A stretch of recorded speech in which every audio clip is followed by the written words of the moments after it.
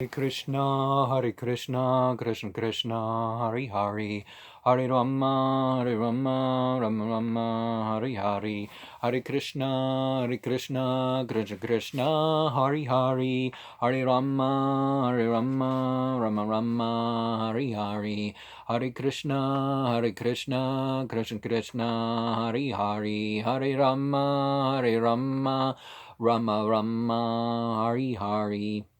Obligation is regardless of whether or not it pleases the obliged, as is. Divine service is not forced upon beings of choice, and that devotional service is not to be disempowering nor degrading, but love is returned. And, that's the essence of bhakti, right? Focus on goals over the immediate. The distressed, the poor, the questioning, and the conscientious are the main types who turn to God.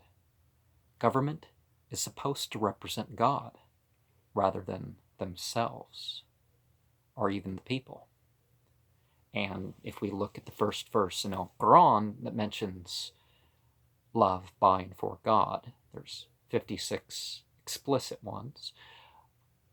This verse tells us how to do what's best for ourselves and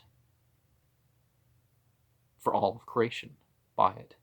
And government, the same thing. If it's a real theocracy, it's not about either psychopaths or sociopaths ruling, now is it? If you want to be God conscious, you must abandon sin. That can be over time, obviously, but you have more and more moments the more in line you are with your surrender. Only kill real enemies as you have to. There are individuals and societies that are asking us to kill what's not our enemy. And then those people who are falling for that, whether they're actually doing it or they're supporting these actions, they become the enemy themselves. In the true platform, humanity is really all born in the same station, with the same purpose, to achieve the highest caste. Devas outnumber asuras. An important thing about creation, the three type of created beings, and if you say there's a fourth realm where we understand the manifestations of God, these two of these, the clay beings and the fire beings, have choices. And more these human beings and the humans from among the clay beings, not all the clay, some of the clay beings are animals. And of course, the human is the only one where you get the choice whether to ascend or descend. The animal is more or less perfect in its position, but it gets no merit for choices because, anyways, in that respect. Prabhupada says, we will always get the body and conditions needed for us to do our spiritual work in life. Realize your debt to all others before being offensive. A female may not live with a husband who is a pre-adolescent. And not in this lecture, but a husband may not consummate marriage with a pre-adolescent female. So, but you have to be at least an adolescent to be responsible as a provider and such, and that's supposed to be a goal that's always there for the male. So, copper, tin, and mercury. Well, there's other responsibilities, but anyways, copper, tin, and mercury were thought to produce gold. The age of Kali is marked by increased weakness and decreased intelligence. People may worship light beings or even fire beings for material gain, but worship of God is the means towards it all and spiritual liberation.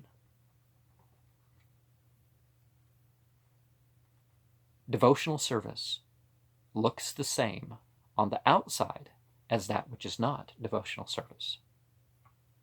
External behavior should differ per who or what we are reacting to. Hear of devotion from devotees. It is a spiritual duty to be careful of material dangers.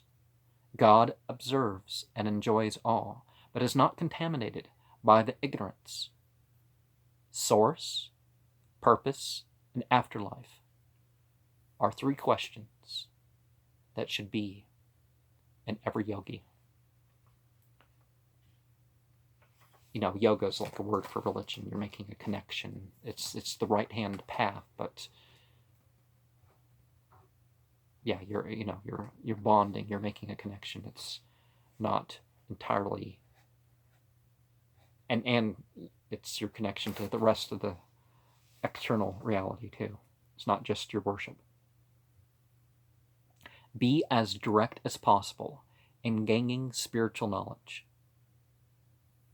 Realize God is eternal, the Brahma realization, knowledgeable and personal, the Paramatma sort of, personal as in the heart sort of thing, but not physically limited in that sort of sense. And by all qualities, Sat Chit Ananda, also Bhagavan. Cow dung has spiritual and medicinal properties. Food and other things may be seen in the modes of goodness, passion, and ignorance. See yourself as operator of the body, as a means to its acts, and God as the ultimate inheritor. Truly Vedic knowledge is not sectarian, prejudicial, nor anti-scientific. It is not transmitted by ordinary physical means, except secondarily. And that's where the scriptures and disciplic succession and that sort of thing come in, is that, but go straight to those, don't go comments by comments of comments of comments of comments of comments, and write your own poetry. Initially, I've read a lot of Sufi poetry and such like that. Now I write poetry of my own, expressing my own understanding and experience. But in the third chapter of the Bhagavad Gita, as it is, my favorite verse of the moment is text 10. Sahayajna praja srštva puruvacha prajapateh ananna prasavishyavam eshavostam ishtakamaduk. Along with sacrifices, generations were created. Anciently, said the Lord of creatures, by this, be more prosperous. This is yours. Let it be of all desirable things, how they are bestowed.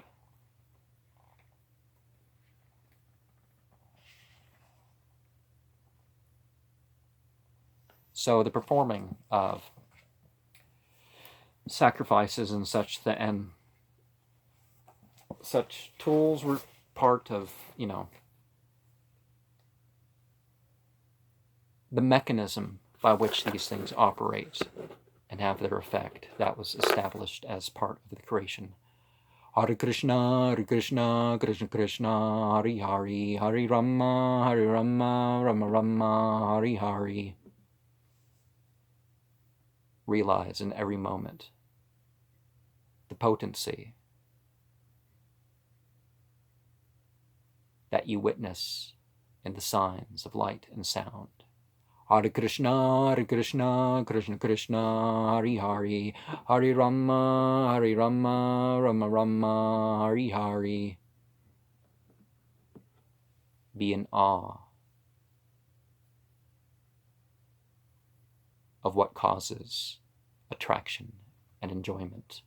Hare Krishna, Krishna Krishna, Hare Hare, Hare Rama, Rama Rama, Hare Hare. Everywhere, all knowledgeable, all powerful,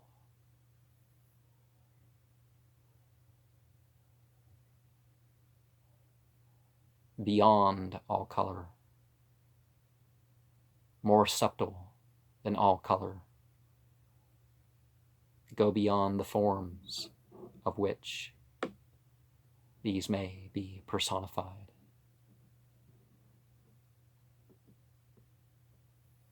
In people's understanding. Hare Krishna, Krishna Krishna, Hare Hare, Hare Rama, Rama Rama, Hare Hare, Hare Krishna, Krishna Krishna, Hare Hare, Hare Rama, Rama Rama, Hare Hare.